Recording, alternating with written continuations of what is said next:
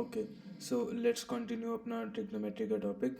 और जैसे last time मैंने प्रॉमिस किया था कि आपको ये जो वैल्यूज़ का टेबल है, जो स्टूडेंट्स को जनरली याद नहीं होता है, वो मैं आपको याद करवाने वाला हूँ। So let's start. तो साइन का टेबल, जो साइन की जो वैल्यूज़ है ना, वो तो याद आपको करनी ही पड़ेंगी। साइन की वैल्यूज़ अगर आपको याद है तो कॉस टैन और बाकी सब की वैल्यूज़ आपको कैसे याद हो सकती हैं, वो मैं आपको इजीली बता सकता हूँ। तो साइन स्टार्ट करते हैं ज़ीरो से। ये तो बहुत इजी है। साइन 0 डिग्री का जो साइन होता है वो खुद ज़ीरो ही होता है। ओके, इसके बाद साइन 30 1/2। हम काफ़ी बार इसका यूज़ कर चुके हैं, तो ये भी आपको याद हो गया होगा प्रॉबेबली। साइन 0 0 होता है, साइन 30 हाफ होता है, और साइन 45 ये होता है 1/√2। जो साइन 30 का 1/2 है ना, बस उसके नीचे 2 के ऊपर एक रूट लगा देना है। ओके, इसके बाद साइन 60 की वैल्यू होती है √3/2। तो जब 30 से 45 गए थे तो 2 के ऊपर एक रूट लगाया था। और अब 30 से 60 जा रहे हो तो न्यूमरेटर में एक √3 लगा देना है। ओके, और साइन 90 फाइनली होता है 1। साइन 90 होता है 1। अब कॉस की वैल्यूज लिखने के लिए आपको क्या करना है, ये जो सीरीज है ना, ये वाली सीरीज, इसको उल्टा लिखना शुरू कर दो। इसी सीरीज का उल्टा। यानी कि हमने यहाँ पे एंड विद वन किया था, तो अब स्टार्ट विद वन कर दो। तो √3/2 लास्ट सेकंड पे था, तो वो सेकंड पे आ जाएगा। 1/√2 सेम रहेगा, फिर 1/2, और फिर यहाँ पे स्टार्ट विद ज़ीरो किया था ना, तो एंड विद ज़ीरो कर दो। ये लीजिए, एंड विद ज़ीरो कर दिया। ठीक है, अब टेन। हमने क्या पढ़ा था कि साइन क्या होता है, P/H। ओके, कॉस क्या होता है, कॉस होता है B/H। अब ज़रा साइन और कॉस दोनों को डिवाइड करो, साइन डिवाइडेड बाय कॉस करो। ये क्या हो गया, P/H इंटू H/B। जब कॉस को डिवाइड करोगे तो इसका रेसिप्रोकल हो जाएगा ना, H/B होके मल्टीप्लाई हो जाएगा। समझ रहे हो, H और H कट गया, हमें क्या मिला, P/B। ये P/B क्या होता है, ये तो हमारा tan होता है। ये याद हो गया होगा अब तक, P/B tan होता है। तो tan की जो वैल्यू होती है वो क्या होती है एक्चुअल में, साइन बाय कॉस ही तो होती है। साइन बाय कॉस ही तो tan की वैल्यू होती है। तो tan की वैल्यू हम साइन बाय कॉस करेंगे। तो जो साइन की वैल्यू है ना, उसको कॉस की वैल्यू से डिवाइड करते रहो और tan की वैल्यू मिलती रहेगी। तो यहाँ tan की वैल्यू क्या होगी, 0/1 यानी कि 0। साइन 30 की वैल्यू क्या होगी, 1/2 इंटू 2/√3। ये रेसिप्रोकल हो जाएगी कॉस वाली वैल्यू। ये क्या आ गया, 1/√3। और साइन 45 की वैल्यू दोनों इक्वल हैं, तो 1 आ जाएगी यहाँ पे वैल्यू। साइन 60 की वैल्यू √3 आ जाएगी। अब इनको डिवाइड करके देखो, √3/2 इंटू 2 √3 हो गया। तो tan 60 √3 हो गया। और tan 90, ये जो tan 90 है ना, 1/0 है ना, सॉरी 1/0 है ना, इसका फंडा अभी हमें नहीं करना है। ओके, ये डिफरेंट कॉन्सेप्ट है जो आपको अभी नहीं पढ़ना है। बेसिकली आपको ये याद रखना है कि any number it's division with zero is not allowed. किसी भी नंबर को आप ज़ीरो से डिवाइड नहीं कर सकते हो। तो यहाँ पे तो हमने बोल रखा है कि साइन बाय कॉस होता है, तो इसका क्या करेंगे, एक बारी यहाँ पर आप नॉट डिफाइन लिख सकते हो। इसके रिलेटेड क्वेश्चंस आपको नहीं दिए जाएंगे। ओके, नॉट डिफाइन लिख सकते हो। ठीक है, और अब कोसिकेंट। अब देखो यार, कोसिकेंट क्या होता है, हमने पढ़ा था कोसिकेंट होता है H/P। H/P। अब क्या करो ना, ध्यान दो कि जो कोसिकेंट है वो साइन का उल्टा ही तो है। साइन में P/H था, यहाँ पे H/P है। तो कोसिकेंट क्या हुआ, 1/sin ही तो हुआ। ठीक है, तो कोसिकेंट की वैल्यू के लिए आपको 1/sin करना होगा, यानी कि फर्स्ट में 1/0। अरे, ये तो अगेन डिवाइडेड बाई 0 आ गया। ये तो हमने बोल रखा है कि ये अलाउड नहीं है, तो ये फिर से नॉट डिफाइंड आ गया। मैं यहाँ पे एन डी लिख दे रहा हूँ। ओके, तो कोसिकेंट 30 के लिए 1/2 का उल्टा क्या होगा? 1/2 का उल्टा 2/1। 2/1 इज सिंपली 2। साइन 45 के सॉरी कोसिकेंट 45 के लिए 1/√2 का उल्टा √2। और कोसिकेंट 60 2/√3। बस आपको उल्टा करते जाना है। और कोसिकेंट 90 ये हो जाएगा 1/1। 1/1 इट इज सिंपली 1। ओके, अब सीकेंट। सीकेंट हमने क्या पढ़ा था? शायद आइडिया लग ही गया होगा। सीकेंट हमने पढ़ा था कि h/b होता है। h/b होता है। तो आप ध्यान से देखो, सीकेंट जो है वो कॉस का उल्टा है। सीकेंट कॉस का उल्टा है, तो ये 1/cos है। ओके, तो इसमें बस साइन को सीकेंट के लिए हमने साइन को उल्टा किया था, सीकेंट के लिए हम कॉस को उल्टा करेंगे। कॉस को उल्टा कर देते हैं। कॉस का 0 के लिए 1 है, तो सीकेंट 0 के लिए क्या होगा? 1/1 यानी कि 1। अब सीकेंट 30 √3/2 का उल्टा यानी 2/√3। ओके, अब साइन सीकेंट 45 अगेन √2। और ये साइन कॉस 60 1/2 होता है, तो इसका उल्टा जो होगा वो सीकेंट होगा, यानी कि वो 2 होगा। 2 यानी कि 1/2 का उल्टा 2। अब 1/0 करना पड़ेगा आपको कॉस 90 के लिए, विच इज़ नॉट पॉसिबल।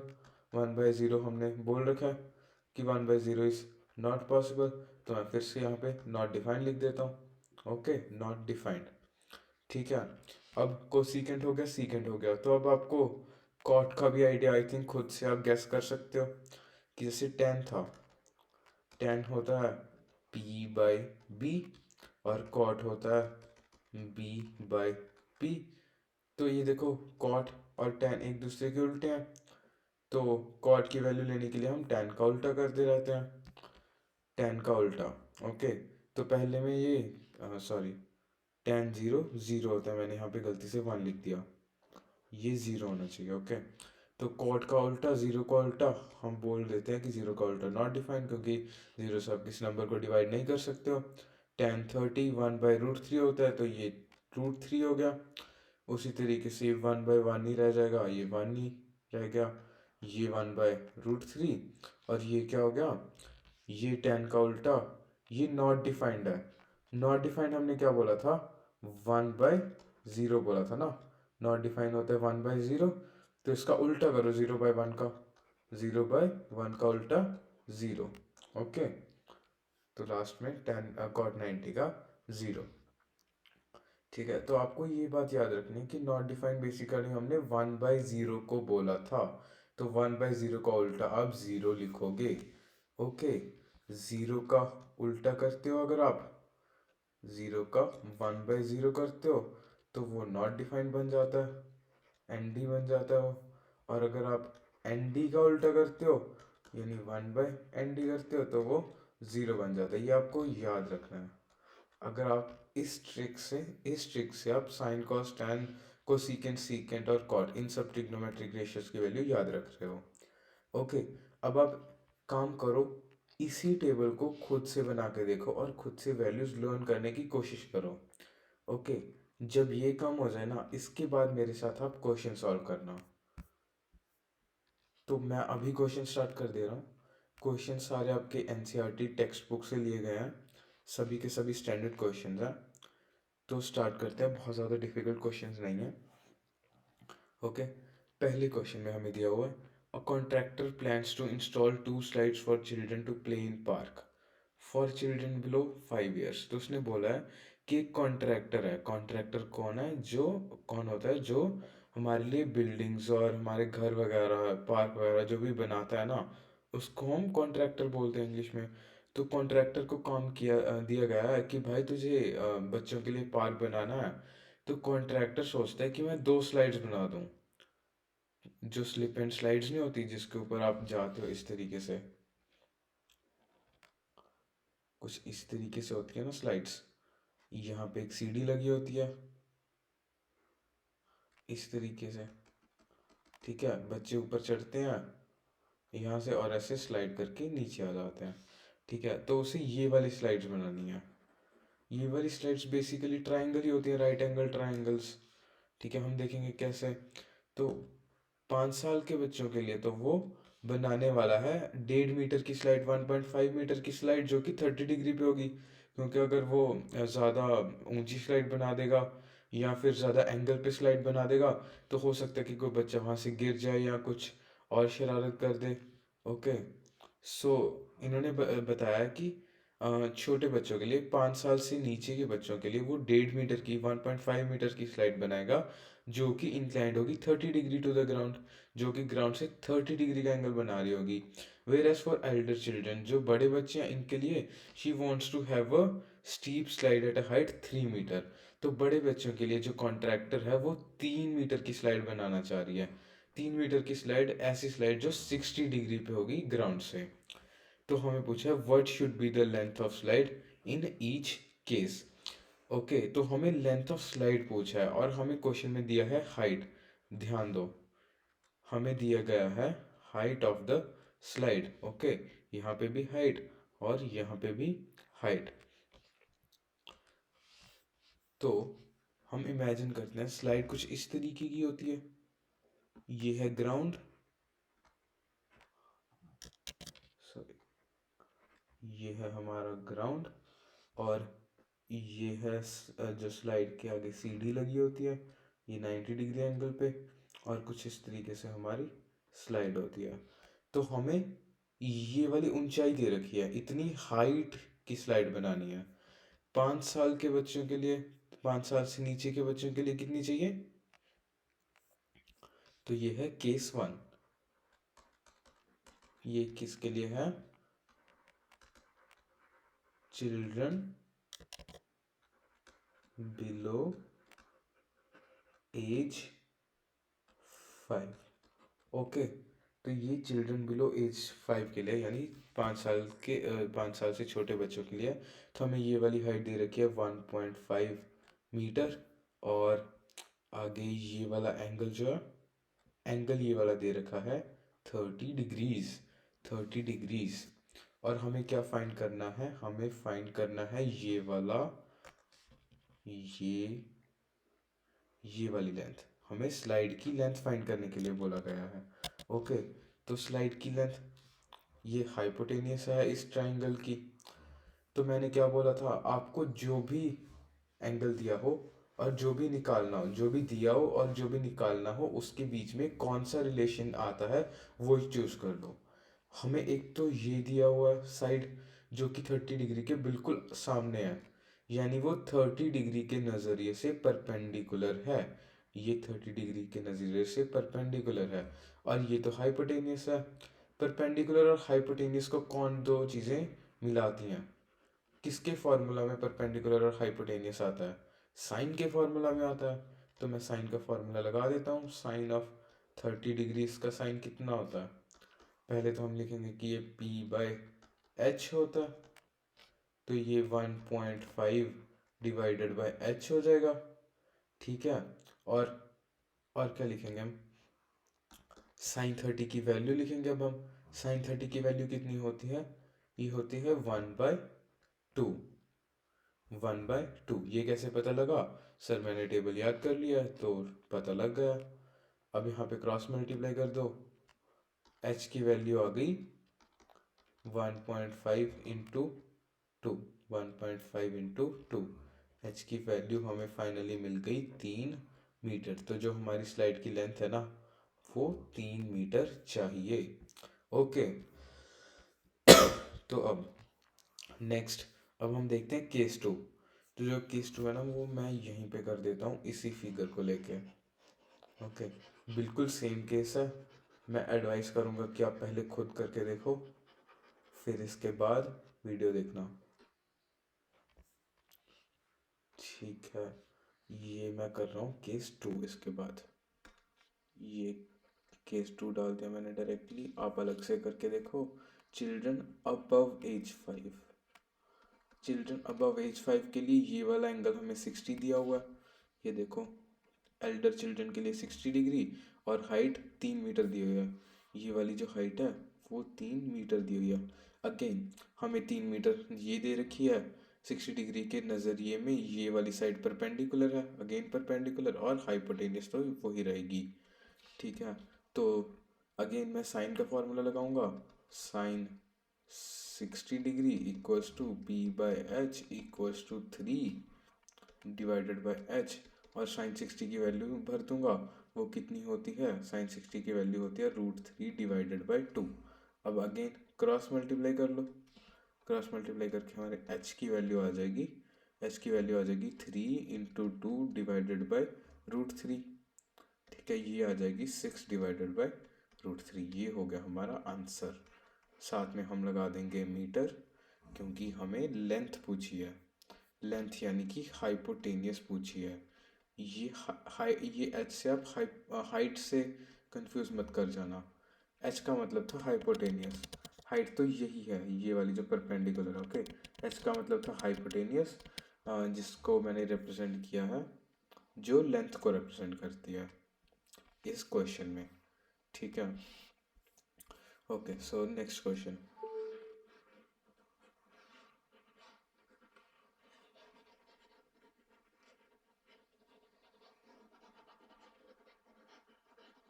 मैं थोड़ी जगह बना रहा हूँ सेकंड क्वेश्चन के लिए।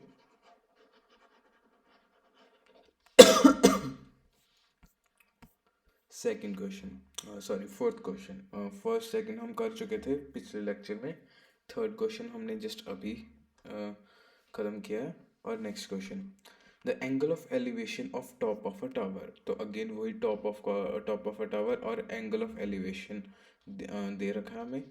ठीक है, which is 30 metre away. Okay, तो इसके अंदर हमें top of the tower, height of the tower नहीं दी गई है, हमें फाइंड करनी है। Find the height of the tower. ठीक है, हमें क्या दिया है? 30 metre. 30 metre away from the foot of the ground, from foot of the tower, sorry, foot of the tower is 30 degree. The elevation of top of the tower from point on the ground is point on the ground which is 30 metre away from foot of the tower is 30 degree. क्या कहना चाह रहे हैं कि ground पे एक point है, ये हो गया ग्राउंड। ग्राउंड पे एक पॉइंट है, ये पॉइंट एक टावर से 30 मीटर की ऊंचाई, 30 मीटर की दूरी पे है उसके फुट से। फुट मतलब पैर से। ये हो गया हमारा टावर, मैं ऐसे बना दे रहा हूँ। ये वाला पॉइंट हो गया उसका फुट, यानी कि उसके पैर, टावर का पैर ये है। तो ये जो पॉइंट हमने लिया है ये हो गया 30 मीटर की दूरी पे। अगर ये 30 मीटर की दूरी पे है और हमें दिया हुआ है कि angle of elevation of the top. अब मैंने बताया था लास्ट लेक्चर में कि एंगल ऑफ एलिवेशन क्या होता है। एंगल ऑफ एलिवेशन होता है कि अगर यहाँ पे आप खड़े हो तो ऊपर देखने के लिए आपको, ये बिल्कुल टॉप देखने के लिए आपको अपना सिर कितना ऊपर, कितने एंगल ऊपर करना पड़ रहा है। पहले आप बिल्कुल सामने देख रहे थे इस तरीके से। ठीक है, पहले आप कैसे देख रहे थे? पहले आप बिल्कुल ऐसे स्ट्रेट देख रहे थे, ऐसे स्ट्रेट देख रहे थे, आपकी आंखें बिल्कुल ऐसी थी। ठीक है, अगेन बना देते हैं, बिल्कुल ऐसे ही। अब आप कैसे देख रहे हो? बिल्कुल इस तरीके से, ऐसे। ठीक है, तो आप आपने सिर कितना घुमाया आप देख सकते हो। पहले ही ऐसे था, अब है ऐसे। तो आपने सिर कितना घुमाया? एंगल ऑफ एलिवेशन के बराबर, एंगल ऑफ एलिवेशन के बराबर। एंगल ऑफ एलिवेशन कितना दिया हुआ है? 30 डिग्रीज। ठीक है, तो ये हमें 30 डिग्रीज दिया हुआ है। ये डिस्टेंस हमें 30 मीटर दिया हुआ है। और फाइनली हमें क्या पूछा है? Height of the tower. ये है, सॉरी, ये है हाइट ऑफ द टावर। ठीक है, मैं इसको, ये जो हाइट ऑफ द टावर है ये 30 डिग्रीज के हिसाब से, ये बिल्कुल इसके सामने है 30 डिग्रीज के। तो इस लाइन को मैं पी एज्यूम कर लेता हूँ, यानी परपेंडिकुलर। हमें परपेंडिकुलर ही तो फाइंड करना है। अब अगेन हमें, मैंने क्या बोला था कि वो वाला फॉर्मूला यूज़ करो, वो वाला आप ट्रिग्नोमेट्रिक रेशियोज का यूज़ करो, जो जिसके अंदर जो चीज़ हमें फाइंड करनी है और जो चीज़ हमें दी हुई है वो दोनों है। तो यहाँ पे पी हमें फाइंड करना है और 30 मीटर हमें दिया हुआ है। तो परपेंडिकुलर और बेस दोनों के बीच में जो रिलेशन होता है वो कौन देता है, वो टैन देता है। तो मैं यहाँ टैन का फॉर्मूला यूज़ कर रहा हूँ। मैं लगा रहा हूँ टैन ऑफ 30 डिग्रीज। तो टैन ऑफ 30 डिग्रीज क्या होगा, P डिवाइडेड बाय 30। ठीक है, अब P divided bye 30, tan of 30 degrees है। टैन ऑफ 30 डिग्रीज की क्या वैल्यू होती है, ये देखो, ये रहा टेबल। टैन ऑफ 30 डिग्रीज की वैल्यू ये रही 1/√3। ठीक है, 1/√3। अगेन आप सीधा 30 डिग्रीज को इस तरफ लेके जा सकते हो, मल्टीप्लाई कर सकते हो दोनों तरफ। P equals to 30 divided by √3 हो जाएगा। ओके, P इक्वल्स टू हमारा फाइनल आंसर आ गया इतने मीटर्स। मीटर्स लगाना मत भूलना। अगर क्वेश्चन में सेंटीमीटर दिया हुआ है तो सेंटीमीटर लगाना मत भूलना, जो भी दिया हुआ है यूनिट लगाना मत भूलना। हाइट ऑफ द टावर आ गई 30/√3। Okay, so next question.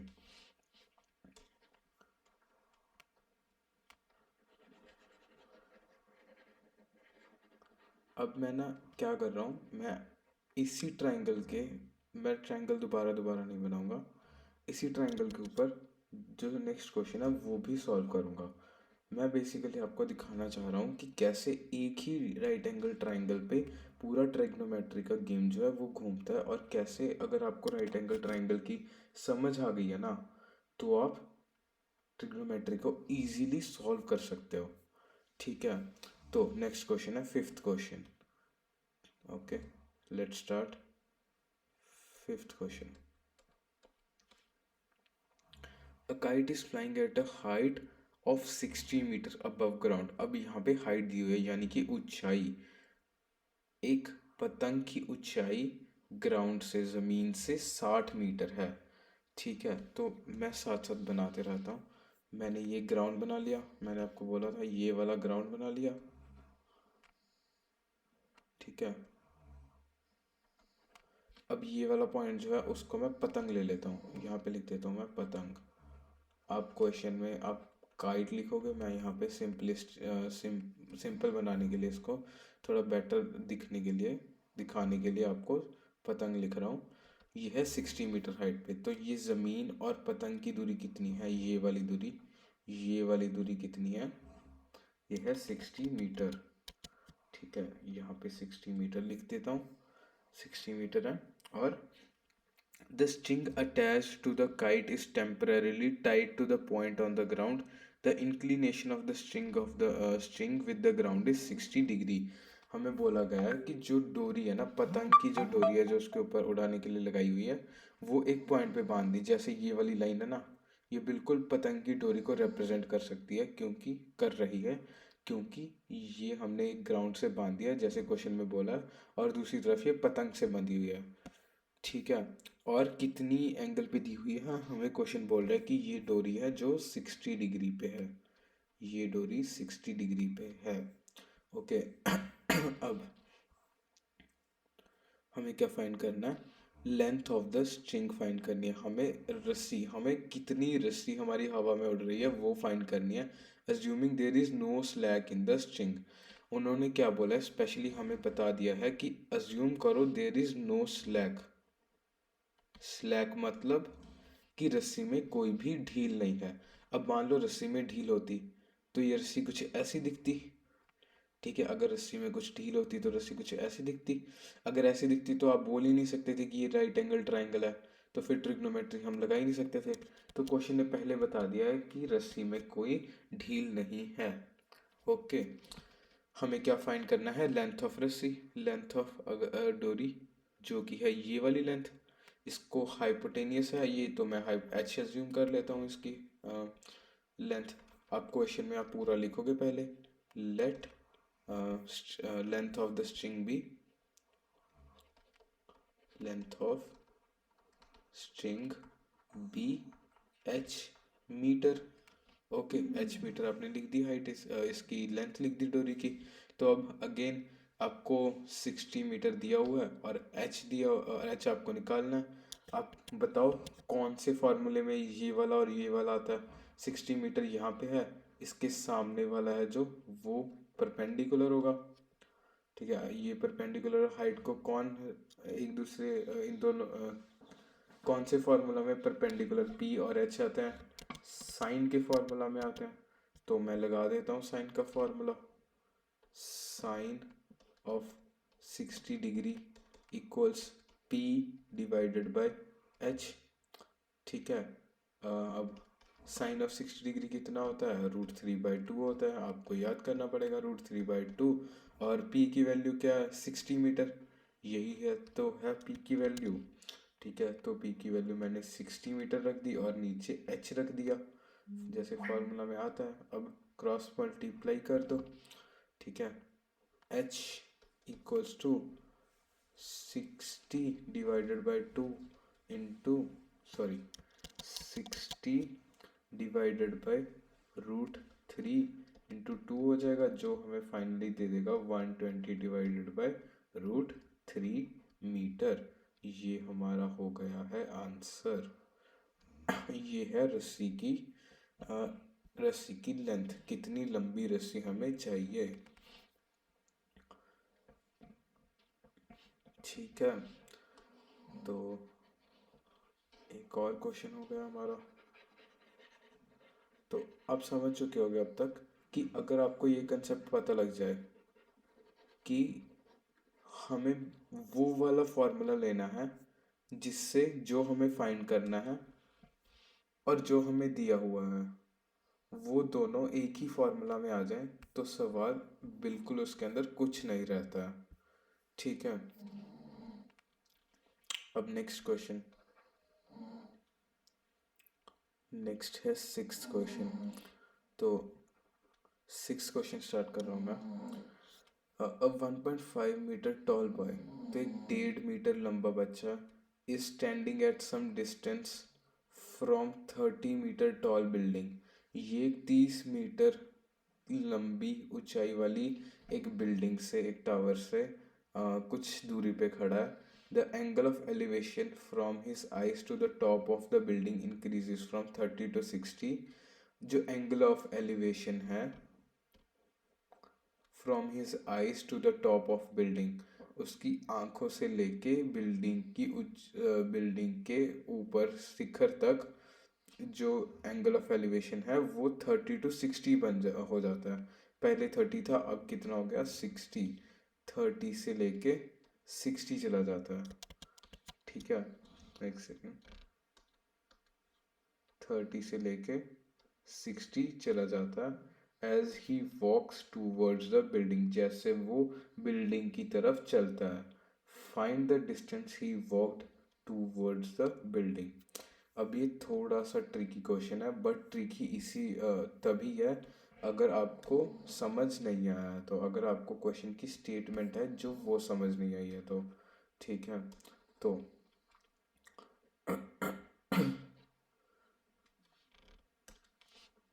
तो मैं पहले ज़मीन बना लेता हूँ। ये मेरा टावर तो वही रहेगा। ठीक है, बट बस यहाँ पे टावर है तो ये पतंग वर्ड को मैं इरेज कर देता हूँ। ठीक है, और एक बच्चा बना लेता हूँ। ये है 30 मीटर का टावर। यहाँ पे मैंने एक बच्चा बना लिया 1.5 मीटर का। ठीक है, मेरी ड्राइंग बहुत अच्छी नहीं है तो मैं ऐसे बच्चा तो नहीं बनाऊंगा खड़ा हुआ, बस आप समझ लीजिए कि ये बच्चा है। ठीक है, ये कुछ दूरी पे खड़ा है, जो दूरी हमें नहीं दी गई हुई है। इसकी जो इनिशियल जो एंगल ऑफ एलिवेशन है, इसकी आंखों से देखेंगे ना एंगल ऑफ एलिवेशन, तो वो है 30 डिग्री। और हमें बोला है कि ये जो बच्चा है वो आगे की तरफ चलने लग जाता है, चलता है, फाइनली यहाँ पहुँचता है और इस तरीके से पहुँचता है कि इसका जो एंगल ऑफ एलिवेशन है वो हो जाए 60 डिग्री। समझ गए? तो पहले दूरी ज़्यादा थी तो एंगल ऑफ एलिवेशन कम था, अब दूरी कम हो गई तो इसको अपना सर जो है और ज़्यादा ऊपर घुमाना पड़ेगा बिल्डिंग का शिखर देखने के लिए। तो इसको 30 से 60 डिग्री घुमाना पड़ा। अब आगे चला है ये। तो find the distance he walked towards the building. हमें पूछा है कि ये कितना आगे बढ़ा, कितना आगे बढ़ा, यानी कि हमें ये वाली दूरी पूछी है। ये वाली दूरी देख सकते हो आप, ये वाली दूरी पूछी है, कितना ये आगे बढ़ा ये बच्चा। ओके। सो बहुत ज़्यादा बिल्कुल भी मुश्किल सवाल नहीं है, हम बहुत आसानी से कर लेंगे।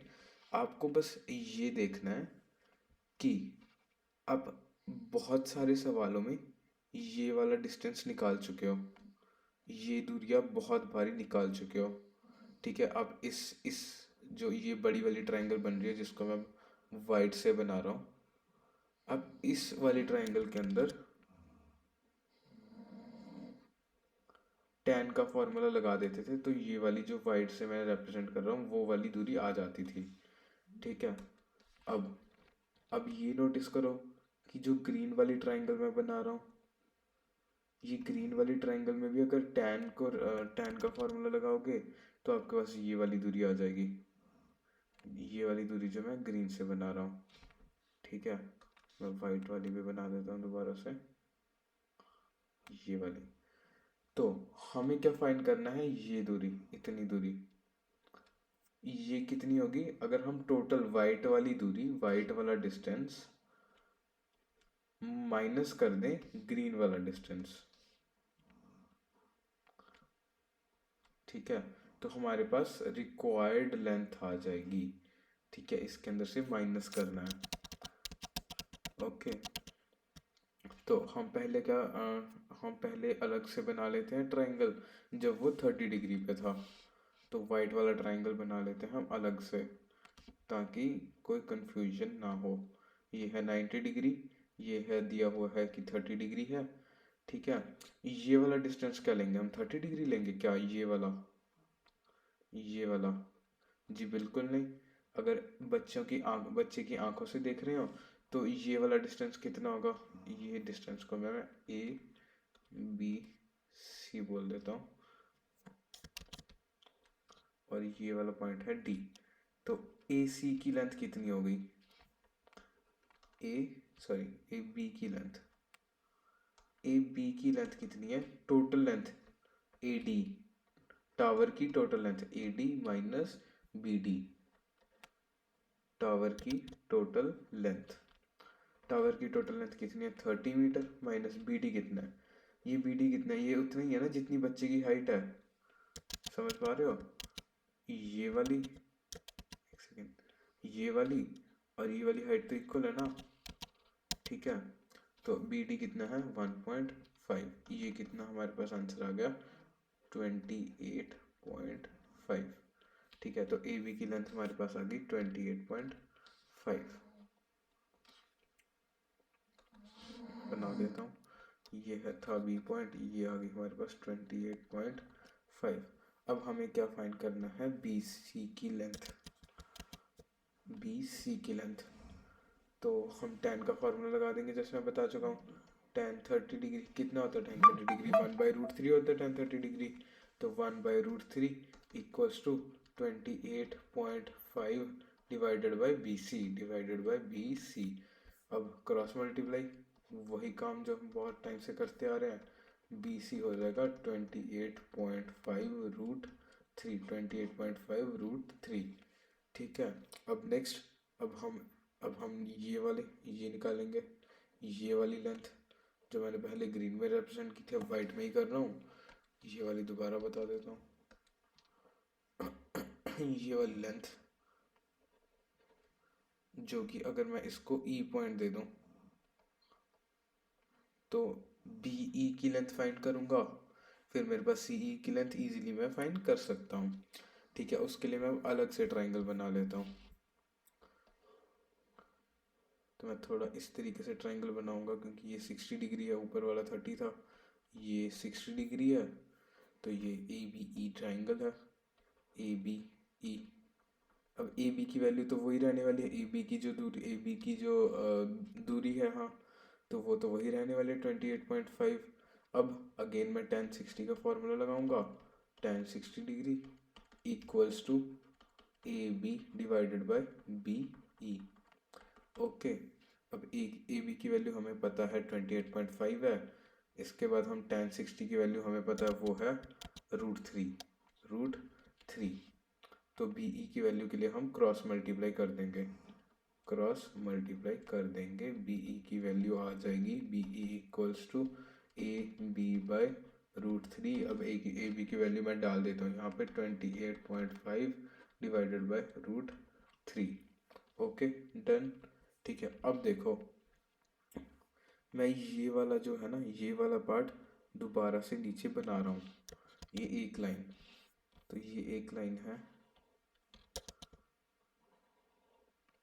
आगे एक सेकंड मैं अच्छे से बना देता हूँ, ये रही ये लाइन, ठीक है। तो इसके ऊपर 3 पॉइंट्स हैं, एक पॉइंट तो है सी पॉइंट, ई पॉइंट और बी पॉइंट, सी ई और बी पॉइंट, ठीक है। ये वाला पॉइंट सी, ये वाला पॉइंट कहीं यहाँ पे ई और ये वाला बी। तो हमें क्या चाहिए, हमें सी ई चाहिए, ये वाला, ये वाली दूरी जो मैंने ब्लू से मार्क कर दी। सी ई क्या होगा, सी ई क्या होगा, तो ध्यान दो, अगर मैं सी ई को ढूंढना चाहता हूँ तो मुझे ये टोटल दूरी, टोटल में से बी ई को निकालना पड़ेगा, निकालना मतलब सब्ट्रैक्ट करना पड़ेगा। तो सी ई क्या हो गया, सी ई क्या हो जाएगा, C B minus B E. तब सी बी की, सी बी मैंने निकाला था, सॉरी बी सी मैंने निकाला था, एक ही बात है, बी सी और सी बी तो वो आया था 28.5 √3, और बी सी मैंने निकाला था, बी ई मैंने निकाला था, बी ई आया था -28.5 डिवाइडेड बाय √3। तो ये हमारा मीटर, ये हमारा आंसर आ गया। अगर आपके पास कैलकुलेटर हो तो आप इसको और आगे पूरा आंसर आप पॉइंट्स में निकाल सकते हैं, वरना आप यहाँ भी छोड़ सकते हैं। एक्चुअली आप यहाँ पे एलसीएम भी ले सकते हैं। अगर आप एलसीएम लोगे, √3 का एलसीएम लोगे नीचे,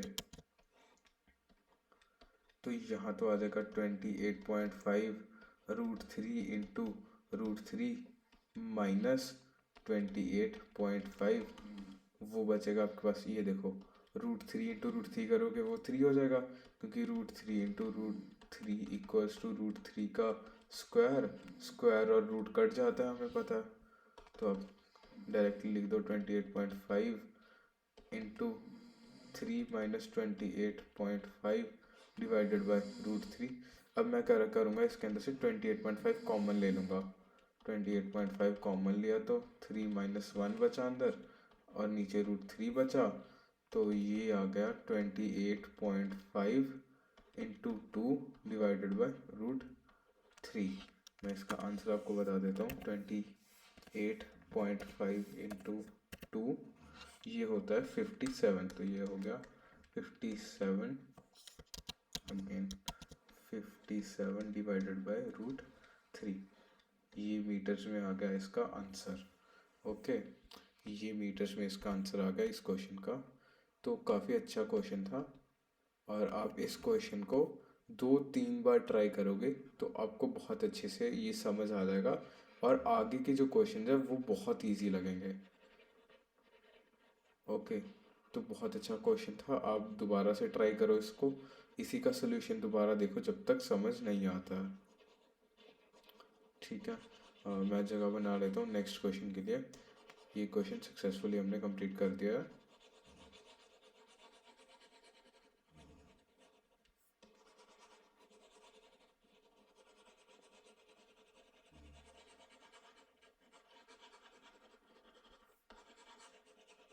ओके, कैलकुलेशन थोड़ी ज़्यादा लंबी चली गई थी इसकी, बट कोई बात नहीं, अगर ध्यान से करोगे तो कोई दिक्कत नहीं होगी, क्योंकि कोई मिस्टेक करने के चांसेस भी कम हो जाएंगे, और वरना आप थोड़ा ऊपर भी कैलकुलेशंस को छोड़ सकते हो।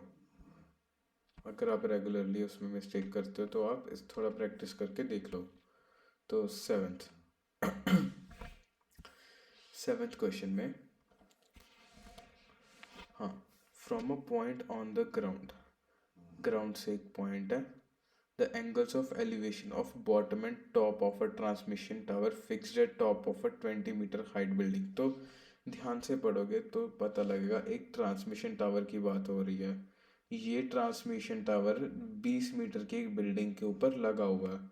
ठीक है, तो हम थोड़ी एक इमेज बनाने की कोशिश करते हैं। इसके अंदर जो मैं बिल्डिंग को एक लाइन नहीं बनाऊंगा, ये है हमारी बिल्डिंग, ये 20 मीटर की बताई गई है क्वेश्चन में। ये बिल्डिंग 20 मीटर की बताई गई है। ठीक है, और ट्रांसमीटर टावर इसके ऊपर रखा है। ट्रांसमिशन टावर है जो फिक्स्ड एट द टॉप, तो ये बिल्डिंग के टॉप पे रखा हुआ। Respective find the height of the tower, हमें टावर ट्रांसमिशन टावर जो है वो उसकी हाइट फाइंड करनी है। तो इसके ऊपर मैं एक ट्रांसमिशन टावर बना देता हूँ इस तरीके से। ओके जी, तो तो हमें इस बारी कुछ नहीं दे रखा है, कोई ग्राउंड से कोई पॉइंट है, बता रखा है कि ये कोई ग्राउंड से कोई पॉइंट है, और इस पॉइंट से, मान लो ये पॉइंट ए है, इस पॉइंट से जो angle of elevation of top of the ये है, टॉप ऑफ द बिल्डिंग है, क्या दिया हुआ, हाँ बिल्डिंग, तो बिल्डिंग का जो एंगल ऑफ एलिवेशन है वो तो 45 डिग्री दिया हुआ है, और जो ये ट्रांसमिशन टावर की ऊंचाई तक का जो वो है एंगल ऑफ एलिवेशन वो 60 डिग्री दिया हुआ है। तो अगेन हमारे पास दो ट्राइंगल्स बन गई। ठीक है, हमें क्या निकालना है, हमें बेसिकली जो मैं ब्लू कलर में जो दूरी मार्क कर रहा हूँ वो निकालनी है। हमें ये निकालना है बेसिकली, ये वाली लेंथ। ठीक है, कोई दिक्कत नहीं है। तो अगेन हम क्या करेंगे, ये पूरी लेंथ निकाल लेंगे। ठीक है, फिर ये लेंथ निकाल लेंगे। इस टोटल लेंथ में से, ये वाली लेंथ में से ये माइनस करोगे तो ब्लू वाली लेंथ जो है वो आ जाएगी ना, जो हमें चाहिए। ठीक है, तो हमें यहाँ पे दो ट्राइंगल्स दे रखे हैं, हम दोनों ट्राइंगल्स का पूरा इस्तेमाल करेंगे। सबसे पहले ये वाली जो ट्राइंगल है, मैं पॉइंट्स को नाम देता हूँ, ये है बी, ये है सी, ये है डी, ये वाला पॉइंट है डी। ओके, तो मैं पहले लगाता हूँ जो सबसे बड़ी वाली ट्राइंगल है, जो सबसे छोटे वाली ट्राइंगल है उससे स्टार्ट करते हैं। तो ए सी डी वाली ट्राइंगल मैं लिख दूंगा इन, एक सेकेंड, मैं लिखूंगा in triangle A C D. ठीक है, तो मैं ए सी डी का एक फोटो बनाता हूँ ए सी डी ट्राइंगल की। ये रही ए सी डी ट्राइंगल, ये है 45 डिग्री एंगल, और ये है 20 मीटर। ठीक है, अब ठीक है, साथ ही के साथ मैं देख लेता हूँ बड़ी वाली ट्रायंगल के लिए। ठीक है, हमें बेसिकली क्या फाइंड करना है, हमें मेन ये वाली हाइट फाइंड करनी है। ठीक है, क्योंकि ये हमें पता है ये 20 मीटर है, तो बी सी हमें फाइंड करनी है। बी सी को फाइंड करने के लिए हम क्या करेंगे, बी डी -20 कर देंगे। ऐसा क्यों, क्योंकि ये देखो ब्लू वाली जो हाइट है वो कैसे आएगी, वो ये टोटल हाइट में से ये बिल्डिंग की हाइट माइनस करके आएगी। तो बी सी कितनी हाइट होगी, बी डी माइनस जो टावर की हाइट जो 20 मीटर दे रखी है वो, बी डी -20। ठीक है, हमें अब बी डी फाइंड करना है। बी डी फाइंड करने के लिए हमें बड़ी वाली ट्राइंगल लेनी पड़ेगी, ये बड़ी वाली ट्राइंगल, समझ रहे हो, बड़ी वाली ट्राइंगल बना देते हैं। लिख दूंगा इन ट्राइंगल, कौन सी वाली है ये, A B D, A B D. इसकी एक पिक्चर बनाता हूँ, डन, ये इसकी पिक्चर बन गई ए बी डी की। ये ए बी डी, ये एंगल दे रखा है 60 डिग्री। अब हमें बी डी फाइंड करना है, बी डी हमें फाइंड करना है, इसको मैं बोल देता हूँ परपेंडिकुलर। मैं लिख दूंगा let B D be P metre. ठीक है, ये है परपेंडिकुलर, इसको मैं पी से रिप्रेजेंट कर दूंगा। ठीक है, तो अब आप बोलोगे सर हमें ये निकालना है और हमें दिया कुछ नहीं है, हमें दिया कुछ भी नहीं है।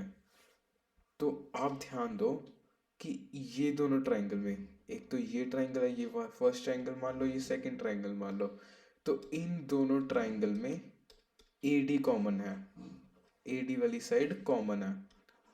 तो मैं करता हूँ कि दोनों में एडी के हिसाब से इक्वेशन बना लेता हूँ और फिर दोनों इक्वेशन को सॉल्व कर लूँगा। हुई तो ठीक है, वरना हम कुछ और रास्ता ढूंढेंगे। तो बट हो जाएगी, क्योंकि मैं आपको बता रहा हूँ हो जाएगी। ठीक है, ये मैंने पी लिया था, दोबारा लिख देता हूँ पी। तो अब सी डी और ए डी को रिलेट करने के लिए कौन सा फॉर्मूला लगेगा? tan का फॉर्मूला लगेगा। tan का formula tan 45 degree equals to 20 divided by A D, cross multiply कर दूंगा। tan 45 कितना होता है? 1 होता है। ए बी कितना हो गया? 20 मीटर। ए बी की value 20 metre, sorry A D की वैल्यू 20 मीटर आ गई। मैं ए डी कर देता हूँ, यहाँ पे ए डी आना चाहिए। ये है A D equals to 20 metre. और अब यहाँ पे भी tan का फॉर्मूला लगाऊंगा, क्योंकि मुझे P और ए डी के बीच में रिलेशन चाहिए। तो tan 60 कितना होता है? √3 होता है। √3 कितना हो गया? P divided by A D हो गया। अब अगेन क्रॉस मल्टीप्लाई करेंगे, क्रॉस मल्टीप्लाई से क्या आ गया? P equals to √3 A D आ गया, इंटू √3 इंटू ए डी आ गया। अब देखो ए की वैल्यू मैं यहाँ पे सब्स्टिट्यूट कर सकता हूँ, कर सकता हूँ ना। यहाँ पे लिख दूंगा substituting value of A D. ठीक है, इसके इन पी की इक्वेशन में डाल दूंगा। P equals to 20√3 metre. Simple, quite easy, answer आ गया बिल्कुल। जो पहले जस्ट क्वेश्चन किया बिल्कुल उसी के तरीके से था, थोड़ा सा बस थोड़ा सा फर्क था। तो आई होप ये भी समझ आ गया होगा। आई होप अब आपको पता लगने लग गया होगा कि कौन सी साइड्स के बीच में मुझे रिलेशन फाइंड करना चाहिए और कौन सी के बीच में नहीं। ठीक है, तो ट्राई करो कि आप दो जो ट्राइंगल या जितनी भी आपको ट्राइंगल दे रखी है, right angle, at the end तो आपको राइट एंगल ट्राइंगल ही मिलेंगे।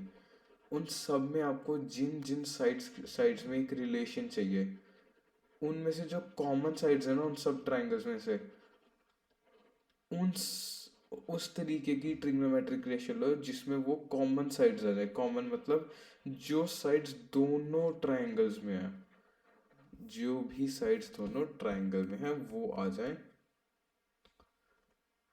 तो इक्वेशन सॉल्व हो जाएंगी।